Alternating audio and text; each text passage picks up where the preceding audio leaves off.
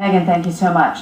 Surveillance video puts him in the hotel room where a young woman died last month, but Joran is now taking back his confession to killing Stephanie Flores in Peru. And his mother now says her son has a mental illness. His mental state is definitely a focal point in this case. This morning, Dr. Alvin Jr. from Western Carolina University is here to help us understand what makes people like Joran behave this way. Good morning. Good morning. Pleasure to be here. This is a fascinating case. You are a forensic psychologist. This is right in the focal point of what you understand about the psyche. While you've not actually had a chance to obviously examine Joran, you have been able to see some of the behavior and mannerisms and so on.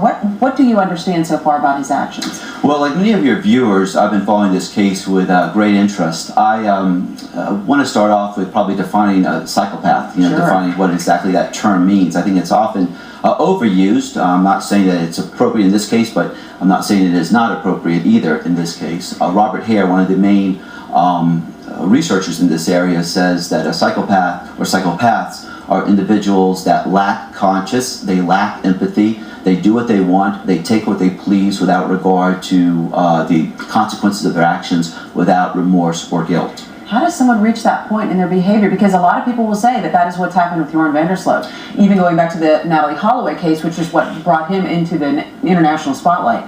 That's a good question. Again, we're talking about a fairly small segment of the population. Just because you're a criminal defendant, just because you've broken the law, doesn't put you in that category of a psychopath. And we're talking about a fairly small segment of the population. But the research would suggest that there is a neurological basis, perhaps a biological basis for this type of behavior.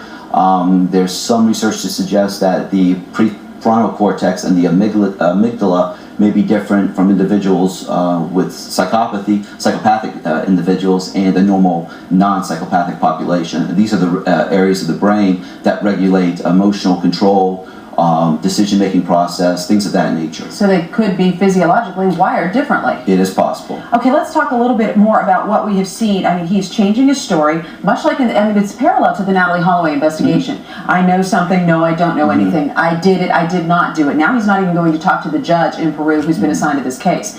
What is that a pattern of, a typical behavioral?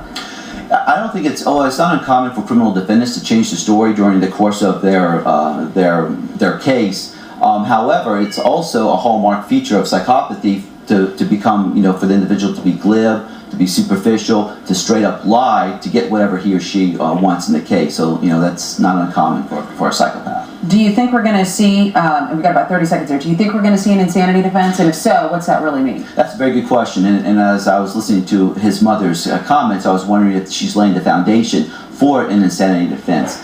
Insanity and mental illness are two totally different constructs, two different ideas.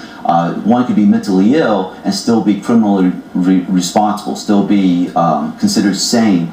So I don't know, but that's going to be, I think, one of the new developments with this case. We'll see where that goes. We're definitely going to be seeing where this case goes because it is far from over. Really great to be able to sit down and talk with you, Dr. Alvin, forensic psychologist at Western Carolina University. Good insight into just trying to get an idea of what makes this guy tick. Thank you. Thank you for being here. And stay with us. Julie's going to check out where we're going with all the heat in that forecast. Stay with us. We'll be right back.